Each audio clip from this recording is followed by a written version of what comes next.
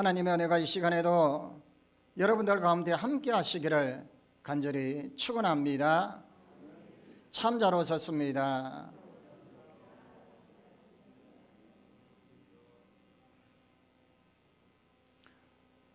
오늘은 교회 혈액에 따라서 주연절 첫 번째 주일입니다. 주연절이라 하면 1월 6일이 주연절입니다. 주일로 지나는 것이 아니라 1월 6일 날 주연절로 지키고 주연절 첫 번째 주일은 예수님 수세, 그러니까 예수님이 세례 받으시는 것을 기념하는 주일입니다. 우리가 주연절이 보통 교회력을 따져보면 교회력에는 부활절기와 성탄절기, 크게 두 가지 절기를 우리는 구분합니다. 그래서 성탄절기는 대림절부터 시작해서 성탄절과 주연절까지를 이야기합니다. 그래서 여기에 주현이라는 것은 나타나심, 현현이라는 뜻이죠. 그래서 예수 그리스도께서 자신을 세상에 드러내는 것이라고 표현하는 것보다는 예수 그리스도 안에서 하나님이 당신을 나타내시는,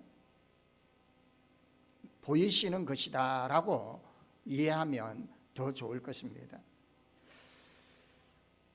하나님께서 인간의 몸을 입으시고 무한하셨던 분이 제한된 인간으로 낮아지시고 소외된 곳 이곳으로 내려오셔서 친히 인간의 고통과 인간의 그 아픔 가운데로 내려오셨다라는 거죠.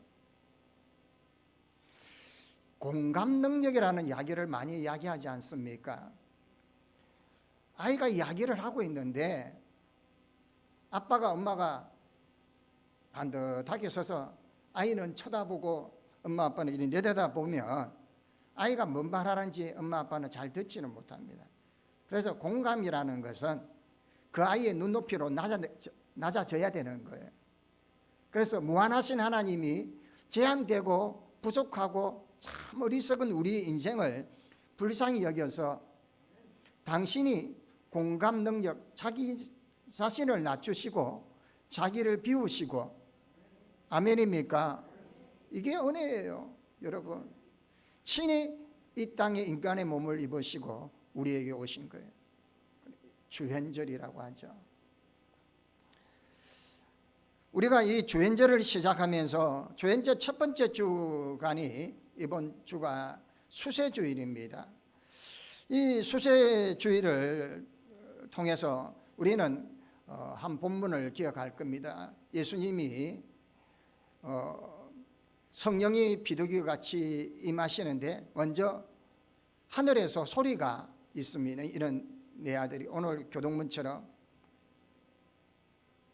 하늘에서 소리가 있고 성령이 비둘기가 임하고 비둘기같이 임하시고 예수님은 수세를 받습니다.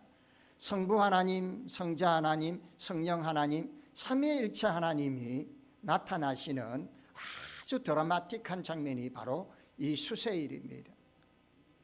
아무튼 오늘 이 수세일을 통해서 우리가 마음에 받고 깨달아야 할 본문이 무엇인가? 오늘 이 본문입니다. 사도 바울이 고넬료라는 하는 사람을 만나는 이 장면이고요. 이 사람을 통해서 사도 바울이 그동안 경험한 그 경험들, 생각의 틀이 바뀌게 됩니다. 11장에도 이제 보면 예루살렘에 가서 많은 이들에게 보고를 합니다. 어떻게 이방인에게 복음이 전할 수가 있나라는 거예요. 사실 우리에게 지금 이 복음이 전해진 것이 사실 이 본문을 기반으로 해서 사실은 이 복음이 전해진 거예요. 어떻게 해서 이방인에게 복음이 전해질 수가 있느냐? 그 당시에 이스라엘 백성들, 유대인들은 선민 사상에 빠져 있습니다. 우리만이 하나님의 백성이다. 여러분도 착각하지 마십시오. 지금 여기 있는 사람들만 하나님의 백성이다라고 착각하시면 안 됩니다. 우리는 땅끝까지 이르러 주의 복음을 전해야 할 줄 믿습니다. 그래서 오늘 여기에 고넬로가 베드로에게 하나님이 말씀하셔서 베드로에게 직접 찾아간 거예요. 그런데 여기에 참 재미난 내용들이 있어요. 오늘 우리 이 본문을 통해서, 이 사건을 통해서 하나님의 음성을 들으실 수 있기를 바랍니다. 자, 여기 보면 고넬로의 집에서 설교를 베드로가 합니다. 고넬로가 한 상을 받았습니다. 한 상을 받고 무두장이 집에 있는 베드로를 초청해서 당신이 우리에게 주님께서 명하신 말씀을 말씀하십시오.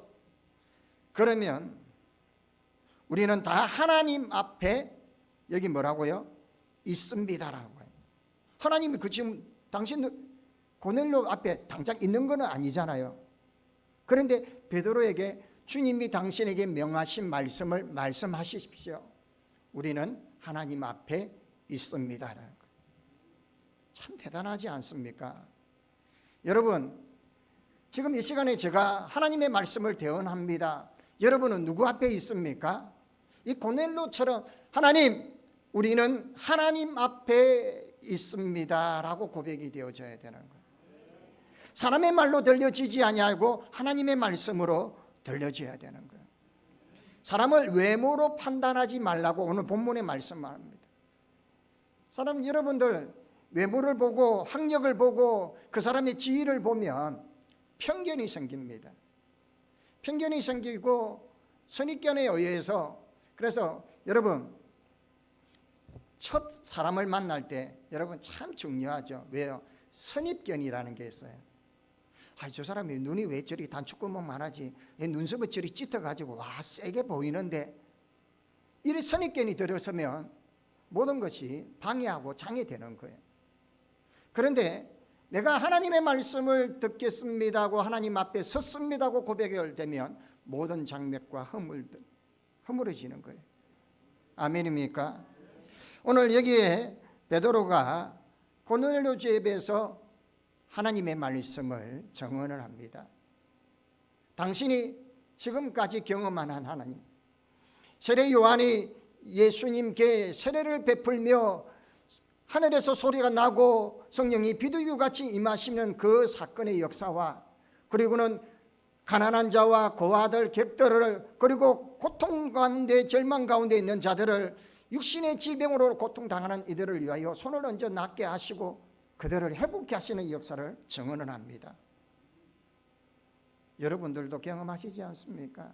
하나님의 사심을 증언하고 그러시고 나서 고난을 당하시고 죽으시고 3일 만에 부활하셔서 성천하시고는 모든 이들에게 나타나서 성령으로 나타나서 오순절 마가의 다락방에 불의 역사가 일어나고 땅끝까지 이르러 복음을 전하는 역사들, 이 말을 전합니다. 그럴 때 이 고넬로와 함께하는 모든 사람들이 이 말씀을 믿고 회개하고, 여러분 이방인에게 복음을 전한다는 것은 당시에는 불가한 사안이었습니다. 오늘날 우리 이 시대를 살아가며 2023년을 열어 우리에게 우리의 편견이 있습니다. 저 사람은 안 될 거야. 우리가 오랜 시간 동안 물질을 바치고 시간을 들였는데 저 사람은 안 될 거야. 전도의 방법, 전도의 어떤 역량들을 쏟아부어도 포기해버렸던 것들이 많을 겁니다. 그런데 오늘 여기에 외모를 보지 말고 우리의 어떤 편견들을 다 벗어버리고 그들에게 하나님이 어떠한 복음을 전하시기를 원하냐면 오늘 본문에 화평의 복음을 전하시기를 원한다라는 거예요. 인간과 하나님의 사이에 벽이 가로막혀 있는 벽을 예수 그리스도로 인하여 허물어 버리고 예수 그리스도께서 우리에게 화평의 복음을 주시러 오셨다라는 거예요. 그러면 우리도 믿지 않는 영혼들에게 화평의 복음을 전할 수 있어야 합니다. 오늘도 이 시간에 함께하는 우리 장로님 두 분이 계세요. 전도에 아주 열심인 분이 계세요. 정말 우리나라에서도 알만한 분들은 다 아시는 분들. 이분들의 열정도 바로 그런 거예요. 이 복음의 열정, 편견 없이 하나님이 말씀하셨으니까 전하라고 하니까 전하게 되는 거예요. 이 복음을 전하니까 생명이 살아나고 영혼들이 주께로 돌아오는 역사가 있더라는 거예요. 이 복음이 어떤 복음이냐? 화평의 복음이라는 거예요. 교회는 하나 되기를 하나님이 원하시는 거예요. 성도가 한마음 한뜻으로 되기를 원하는 거예요. 분열과 파당을 나누고 이간질하고 그리고 수군수군대고 그리고는 뒤에서 협작하는 그런 사람의 모임이 아니라는 거예요. 교회는 하나 되게 하시는 하나님을 몸소 따라 행하는 거예요. 그래서 여러분, 집을 짓는데 집 짓는 사람이 목수만 있겠습니까? 집을 짓는 목표는 하나지만 설계자도 있고 감리자도 있고 목수도 있고 미쟁이도 있고 도배쟁이도 있고 볼라쟁이도 있고 뺑기쟁이도 있고 다 다양해요. 하나님의 나라를 향하여 달려가는 하나님의 자녀들도요, 같다라고 생각하면 안 됩니다. 다름의 사람들이 모여서 하나님의 나라를 향하여 달려가는 거예요. 저 사람하고 내하고 좀 생각이 다르다고 그럼 그 사람 저 사람은 아니다 하고 하지 마십시오. 저 사람은 뺑기쟁이니까 나는 도배쟁이고 다른 거예요. 이게 다름과 차이를 인정하면서 나아가야 되는 거예요. 그래서 우리는 이 수세일 첫 번째 조연절 첫 번째 주일을 맞이해서 우리가 2023년을 어떻게 열어야 할까? 차이와 다름을 인정하면서 하나님이 나에게 화평의 복음을 주셨던 것처럼 우리도 화평의 복음을 선사할 수 있는 그런 사람이 되기를 주의 이름으로 간절히 축원합니다. 베드로는 이 모든 것에 정인이 되었어요. 예수님이 죽으시고 사흘 만에 부활하시고 그리고 부활 성천하셔서 다시 오시리라는 약속. 이 복음을 믿으면 모든 이들에게 죄사함의 능력. 우리가 신앙생활을 하면서요, 거듭남의 경험을 해야 합니다. 왜냐하면 이 거듭남이라면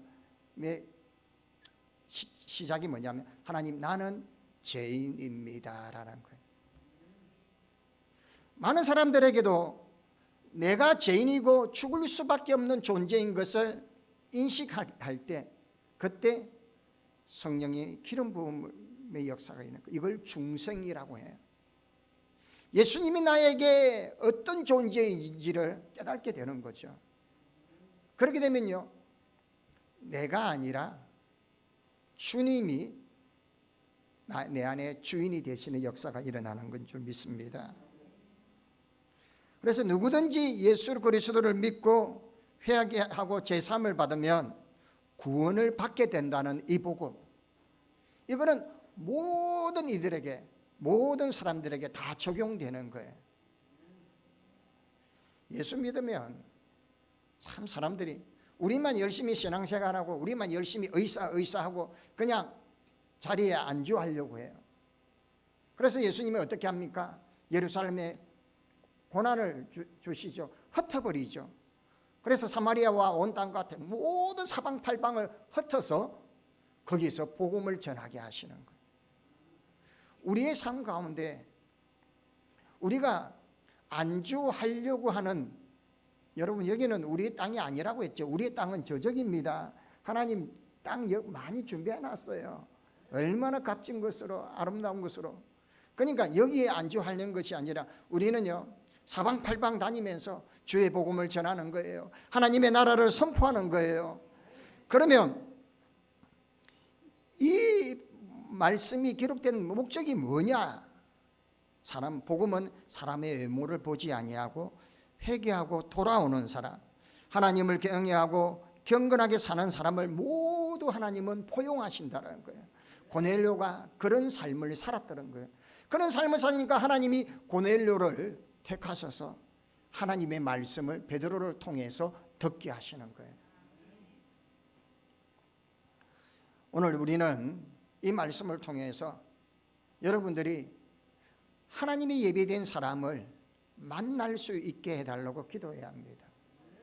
하나님, 내 믿음이 더 성숙하고 내가 저 천성을 향하여 달려가고 열심히 부지런히 달려만 가겠습니다가 아니라, 하나님, 나에게 맡긴 영혼이 누구입니까?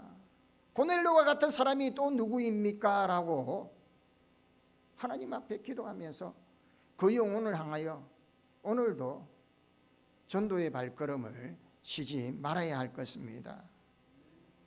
하나님이 베드로에게 이방인에게도 생명을 얻고 회개할 수 있는 복음을 주셨다라는 걸 베드로에게 주신 것처럼 우리에게도 이제는 우리도 회개하고 복음을 받아들이며 나와 함께하는 내 가족이, 내 이웃이, 내 친구들이 이 복음을 믿으면 다 하나님의 자녀가 되는 건설을 누릴 수가 있다는 것입니다.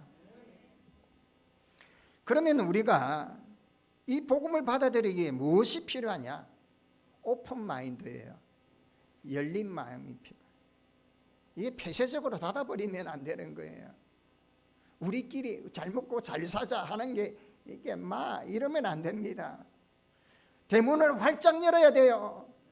어느 누구든 주님 안으로 들어오는 자들, 주님 안으로 오는 모든 이들을 바라보면서 복음의 능력, 이 합평케 하는 복음을 전할 수 있어야 한다는 거예요. 그래서 복음을 향하여 마음을 활짝 여실 수 있기를 바랍니다. 33절에 보면 이제 우리는 주께서 당신에게 명하신 모든 것을 돕고자 하여 다 하나님 앞에 있나이다. 이 고넬료가 하나님의 말씀을 듣기 위해 하나님 앞에 있다고. 베드로 앞에 섰음에도 하나님 앞에 섰다는 거예요. 왜요? 하나님의 말씀을 듣겠다라는 거예요.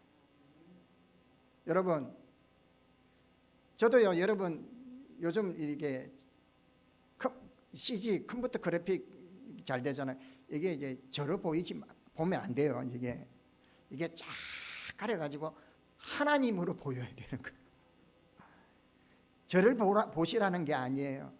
선포되어지는 이 말씀이 하나님의 말씀이고 여러분의 귀에 잘 박히고 여러분의 가슴에 잘 새겨지고 여러분의 심령 골수를 찔러 쪼개어서 변화되어지고 생명의 역사가 있고 구원의 역사를 이루는 그 놀라운 능력을 바라는 그런 사람 되기를 주의 이름으로 축원합니다. 그래서 복음의 능력은 회개를 기점으로 시작이 되는 거예요. 회개가 먼저 선행이 되어져야 돼요. 요한이 세례를 베풉니다. 회개하라 천국이 가까웠느니라 하죠. 세례를 베풀죠. 그러므로 세례를 통해서 부어주시는 그 은혜를 통해서 어떻게 돼요? 내가 누군지를 알게 되는 거예요. 여러분, 내가 누군지를 알 때에 그때부터 시작이 되는 거예요. 여러분, 저와 여러분 누구예요? 죽을 수밖에 없는 인생이라는 거예요. 자꾸 자만하고 오만하고 교만하는 인생들이에요. 내가 조금 이걸 했으니까 이만큼 되었고, 내가 이렇게 했으니까 이 사람이 변화되었고, 내가 이 정도로 이 기술로 이 테크닉으로 했으니까 이 정도 올라갔다라고 자만하지 마십시오. 모든 것이 하나님의 은혜인 줄 믿습니다. 그래서 세례 요한의 세례를 통해서 또 예수님이 오늘 소도에 말씀드렸듯이 세례 요한의 세례를 받습니다. 하늘에서 소리가 있습니다. 성령이 비둘기같이 임합니다. 성부와 성자와 성령의 하나님이 함께 나타나는 놀라운 역사를 이 드라마틱하게 보여주는 내용입니다. 예수님은 죄 없으시고 세례를 받으시면 뭐냐면 구속 사역을 하시기 위해 스스로 자신을 낮추시는 거예요. 우리는 이것을 보고 깨달아야 돼요. 우리가 주의 일을 한다, 사실은 불가능한 거예요. 우리가 어떻게 하겠어요? 우리가 돕는다? 이것도 불가능한 거예요. 하나님이 우리 안에서 하시는 거예요. 다만 우리는 뭐냐면 이처럼 겸손하게 하나님 하십시오, 저는 따라가겠습니다. 하나님 하십시오, 저는 내어드리겠습니다. 도구된 삶이에요. 하나님이 인생을 흙으로 만드신 것이 바로 그거예요. 흙은 아무 쓸모가 없는 존재인 것 같은 흙이지만 거기에 흙은 심으면 그대로 나게 되죠. 우리 인생도 그런 거예요. 정직한 거예요. 여러분, 콩 심으면 콩 나는 거예요. 우리도 믿음을 심으면 성령의 역사로, 은혜의 역사로, 생명의 역사로 일어나게 하신다라는 거예요. 그리고 또 우리는 흙이 뭡니까? 도구예요. 여러분, 흙이 토기장에게 내어주면 빚어서 그릇을 만들어내고 항아리도 만들어내고 우리는 도구 되는 거예요. 하나님, 나 이거 하겠어요. 제발 치 아파서. 하나님이 쓰시는 종재기가 되든 항아리가 되든 하나님 쓰시는 대로 아멘 하겠습니다. 아멘이죠. 그렇게 돼야 돼요. 하나님이 원하시는 거예요. 그럴 때에 하나님이 아낌없이 물 붓듯이 은혜를 부어주시는 거예요. 베드로도 마찬가지였어요. 은혜를 체험하고 예수님 부활하심을 경험하고 오순절 마가의 다락방에 그 성령의 역사 이전에는 어떻게 합니까? 예수님을 3번이나 부인하고 도망쳐서 그냥 세상 일에 파묻혔던 사람이에요. 하지만 그가 자기가 하는 것이 아니고 내 안에 계신 예수님께서 주인이 되시고 성령님께서 내 앞길에 앞서서 성령님이 말씀하시고 전하시고 행하심을 믿고 나아가니 3,000명이 변화되어지고 많은 이들이 주님 앞에 와서 회개의 역사를 경험했더라는 거예요. 오늘 우리는 이 놀라운 것들을 바라보면서 우리는 화평의 복음에, 이 화평의 복음을 받아들이면서 뭐가 걸림돌이 될까라는 거예요. 때로는 은혜 충만했는데 돌아가면 그냥 다 잊어버리고 또 내 것이 나오더라는 거예요. 이게 참 안타까운 거예요. 그래서 이 우리 안에 있는 재성이 우리를 이 하나님과의 관계에서 자꾸 가로막고 있는 거예요. 게으름과 불신과 부정적인 생각들과 상대방을 쉽게 판단하고 정죄하는 이 습성들이 우리 안에서 또아리를 털고 있는 거예요. 말씀이 들어옵니다. 들어오고 있는데 뭐 그거는 그 갖고 막 쳐보라 하고 말씀을 튕겨버려요. 말씀이 자리 잡지 못하게 하는 거예요. 주님이 말씀하셨는데도 게을러 버립니다. 불신해 버립니다. 변화의 역사가 있다고 하는데도 믿지를 않습니다. 부정적입니다. 우리는 우리 안에 순간에 어떤 모든 것들을 모면을 하려고 하는 핑계대는 잘못된 습성이 있습니까? 아니면 순종하지 않는 불순종의 죄가 있습니까? 아니면 과거의 아픔과 상처들을 계속 반복하는 이 재성들이 있습니까? 아니면 거짓말로 둘러대고 그냥 적당하게 하려고 하는 이런 우리 안에 이런 죄악들이 있습니까? 하나님은 성령의 능력으로 우리와 함께 하심을 기억하시길 바랍니다. 하나님이 함께 하시기 때문에 우리는 그 함께 하시는 은혜를 통해서 경험되어지고 하나님이 우리를 통해서 얼마나 놀라운 일들을 하시는지를 여러분은 바라보시길 바랍니다. 그러기 위해서는 마음을 열고, 이 마음을 열고 다 받아들여요. 그 대표적인 얘기가 우리가 하나 기억해야 될 게 뭐냐면, 우리나라도 이 공동체를 좀 본받아야 돼요. 모라비안 공동체. 교회의 기초는 신조가 아니라 경건에 있다라고 이야기하는데, 이 모라비안 공동체를 이끈 사람이 진젠도르프예요. 이 진젠도르프는 경건주의 복음주의자였습니다. 18세기에 종교 박해들이 아주 많았어요. 그래서 헤른후르트라는 곳에 모라비안 교인들이 정착을 하고, 여기서 정착을 해서 저들이 자기의 생명을 가장 고귀한 일, 복음의 모든 것을 복음의 정인으로 살아가기를 결단한 모임으로 그들이 모인 거예요. 그래서 그들이 어떻게 하느냐 하면, 자기 안의 사람들 안에서도 화해를 하지만 바깥에 있는 사람들과의 관계에서도 화해시키는 일에 모든 삶을 다 쏟아부었어요. 그래서 최초의 선교사, 아프리카 최초의 선교사 스미트가 이 모라비안 공동체에 의해서 1736년에 파송이 됩니다. 그리고는 그들이 파송되어지고는 1742년도에 흑인 크리스찬 첫 열매를 맺게 됩니다.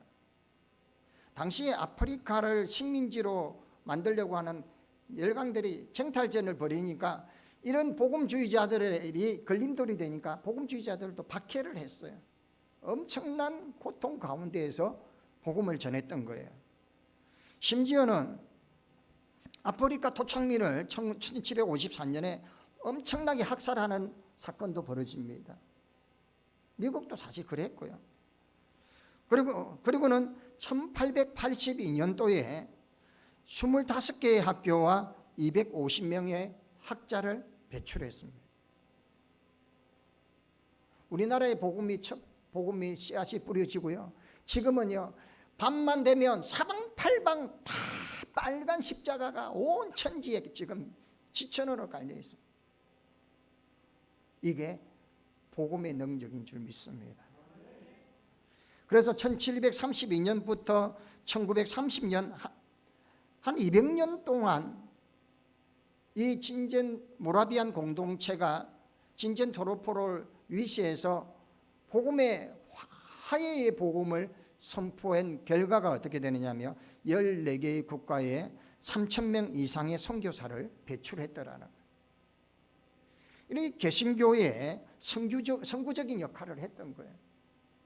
작은 씨앗 하나가 떨어져서 큰 나무가 되는 것처럼, 지금 우리 해마교회도 이제는 이 지역을 향하여서 더 많은 지경을, 더 많은 영혼들을 품을 수 있기를 바랍니다. 2023년이 되었습니다. 어떻게 하면 우리가 능력 있는 삶을 살 수 있을까요? 어떻게 하면 정말 하나님이 기뻐하시는 삶을 살 수 있을까요? 먼저 우리는 빛 대신 예수 그리스도를 우리 안으로 모셔드려야 할 줄 믿습니다. 그리고 우리가 죄인이며 우리가 죽을 수밖에 없는 존재이지만 우리 안에 화해의 복음을 선포하신 예수 그리스도를 내 안에 모셔드리고, 우리는 성령이 이끄시는 대로 복음을 땅끝까지 믿지 않는 영혼들을 위하여서 마음의 문을 열고 그들의 영혼들을 주님 안으로 모셔드리고 그들을 인하여서 예수 생명, 예수 복음으로 함께 구원의 반열에 설 수 있기를, 그 놀라운 역사가 일어나기를 주의 이름으로 간절히 축원합니다. 하나님 아버지 감사합니다. 오늘 저들에게 허락하신 이 말씀, 주여, 이 복음의 능력, 화해의 복음을, 화평의 복음을 우리도 전하게 하여 주시옵소서. 많은 문영혼을 향하여 땅끝까지 이르러 복음 전하며 예수 생명 예수 사랑 전하는 저들이 되게 하여 주시옵소서. 예수님의 이름으로 기도함나이다. 아멘.